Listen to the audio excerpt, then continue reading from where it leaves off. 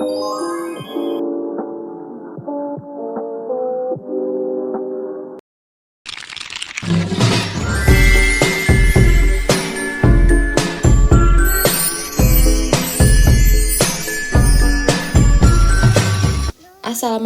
warahmatullahi wabarakatuh.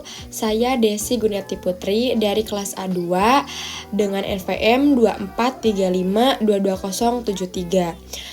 Saya di sini akan menjelaskan laporan hasil analisis dari jenis perusahaan.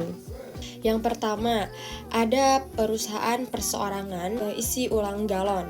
Usaha perseorangan isi ulang galon adalah usaha kecil yang menyediakan layanan pengisian ulang air minum dalam galon. Menyediakan air minum yang sudah disaring dan diolah untuk diisi ulang ke dalam galon, biasanya 19 liter. Untuk target pasarnya, rumah tetangga, kantor, restoran, dan usaha kecil yang memerlukan pasokan air minum. Untuk modal awal investasinya dalam peralatan penyaringan, galon, dan transportasi. Perlu juga memperhitungkan biaya operasional seperti sewa tempat dan listrik. Untuk proses operasional, sumber air mengambil dari sumber yang bersih dan terjamin kualitasnya.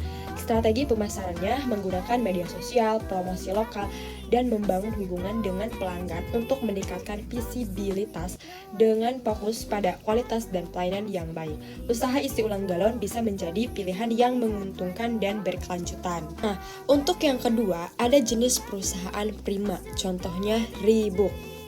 Untuk perusahaan ini, kita ambil contoh dari perusahaan Reebok International Ltd adalah sebuah perusahaan perlengkapan dan alasan kaki atletis. Reebok menghasilkan dan mendistribusikan barang-barang fitness dan olahraga, yakni seperti sepatu, pakaian, dan aksesoris kerja di luar ruangan.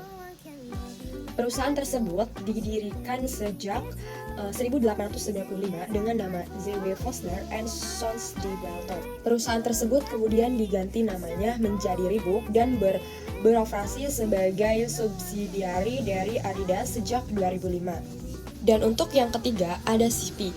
Kita ambil contoh di CP Sakura Baru.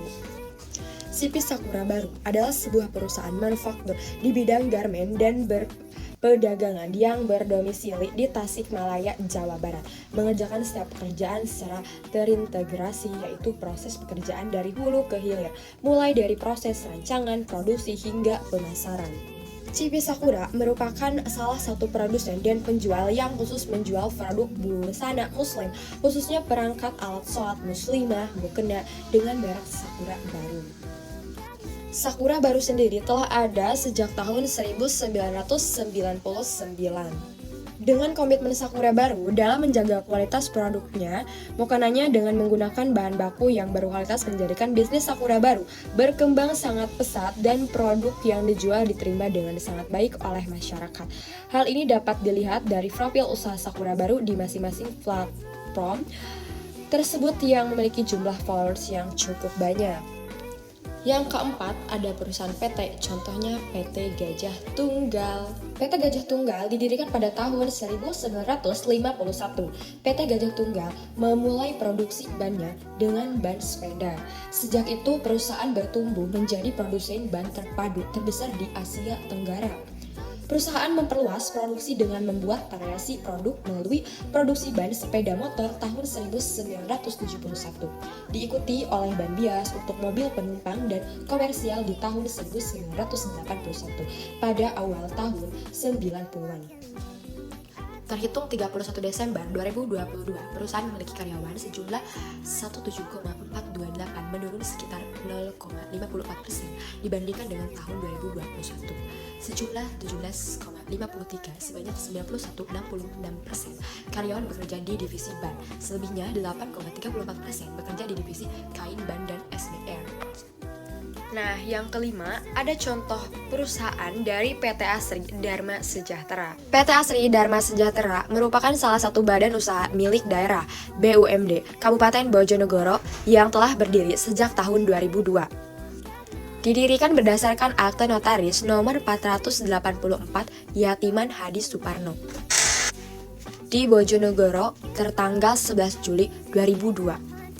Sebagai sebuah perusahaan daerah yang mendapatkan amanah dan tanggung jawab untuk mengelola Participation Interest Block Cepu, perusahaan didirikan dengan maksud dan tujuan untuk membantu dan mendorong pertumbuhan perekonomian dan pembangunan daerah pada bidang investasi terkait pengelolaan itu sendiri. Yang terakhir ada contoh perusahaan Pegadaian. PT Pegadaian adalah anak usaha dari Bank Rakyat Indonesia yang terutama bergerak di bidang gadai.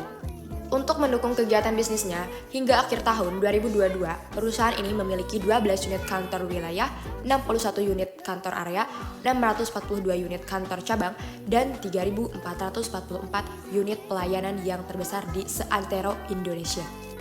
Perusahaan ini memulai sejarahnya pada tanggal 20 Agustus 1748 saat POC mendirikan Bank Van Lening di Batavia untuk memberikan kredit kepada masyarakat dengan sistem gadai. Berdasarkan analisis terhadap jenis perusahaan, dapat disimpulkan bahwa setiap perusahaan itu memiliki kelebihan dan kekurangan yang harus dipertimbangkan lagi dalam memilih bentuk usaha. Mungkin dicukupkan sekian laporan hasil analisis jenis perusahaan dan contohnya dari saya. Assalamualaikum warahmatullahi wabarakatuh.